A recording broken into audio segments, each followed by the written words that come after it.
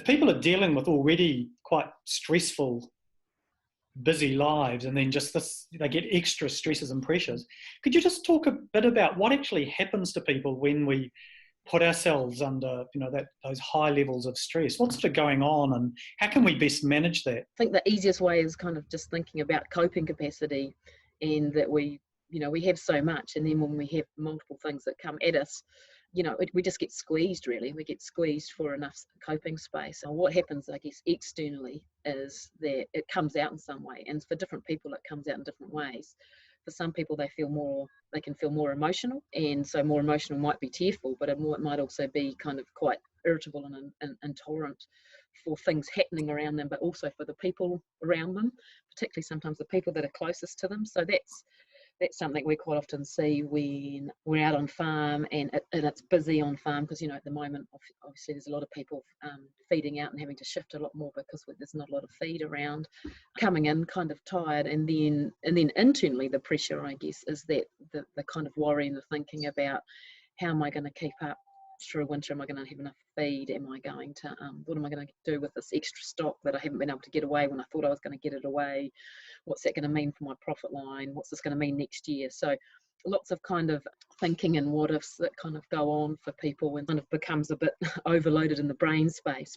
It's been awesome to see just over the recent years the openness for the rural sector to be actually interested and understanding around the importance of what is going on for people when they're under a lot of stress and pressure. There's a key thing about that in how we message ourselves and how we message other people, that this is not in any way a personal weakness. When if you start to show some signs of being under stress, that's literally, it's just like the cows or the sheep when you're under stress. How they show signs. Well, we equally show signs. So it's really, really important, I think, to separate who you are as a person, and that when your brain and body start to show signs of stress, that's quite a different thing.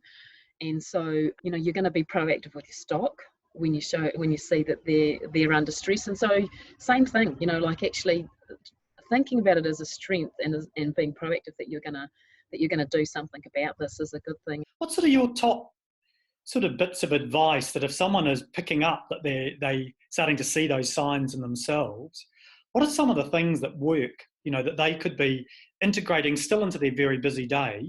Yep. That might actually just help them manage those things? What would be your top 3 or 4 things that you would say the science says are good things to be doing? When we get under stress, we tend to often really speed up or really slow down. If we're speeding up, it's actually kind of recognising that speed upness, we think we're going to be more productive, but actually we start to become more inefficient. We become a little bit like a headless chicken, kind of running around trying to do lots of different things. So if we can just be aware of that and start to slow down. And how do we slow down? Well, it's things away from the farm tasks that give us a release in some way. So that could be moving our body by some kind of exercise or sport.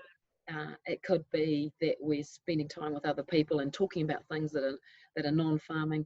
It's making sure we have cut-offs, because we start to do more and more and more, and it's actually like we need to have some breaks in our day and at the end of the day to get us off that treadmill of trying to go faster and faster and faster and actually getting less efficient. There's a psychologist in Australia that works a lot in this space, and he talks about that the antidote to stress is leisure and pleasure. And I love that because it's so simple, and that might be a little bit of hunting or jumping on the dirt bike and blasting around, or it might be at the moment jumping on Zoom or the phone to catch up with one of your mates. And it's interesting, there's very strong sporting analogies. Sam talks a lot about this, the way he works is, he works for 50 minutes and then has a 10-minute break. Just in terms of that, the benefits of taking small recovery times just for your performance. Why is that? What, from a psychology point of view, what's sort of going on there? I think it's, really because the stress hormones in our body kind of pump us up to kind of go faster and to work harder and to be alert. And so that works really well, but, they're only sort of built to do that for sort of distinct periods.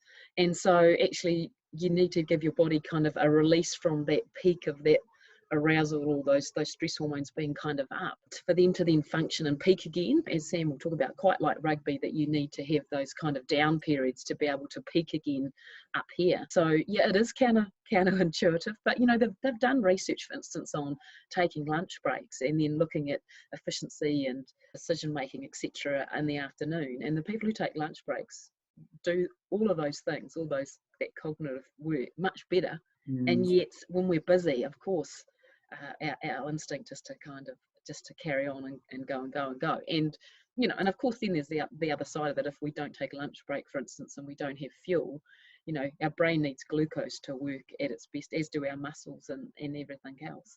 So we start to go off our peak performance if we're not constantly refueling and having recovery breaks. Yeah, and then we'll probably be making better decisions with the regular challenges that we're facing. Yeah, that's right. Because when we speed up, our brain's kind of going off in lots of different directions. So that doesn't always mean that we then flow to really logical kind of problem solving. Whereas if we can kind of have some of that time where we bring that down, then then it just refocuses us, and we start to think more logically about how do we approach that task.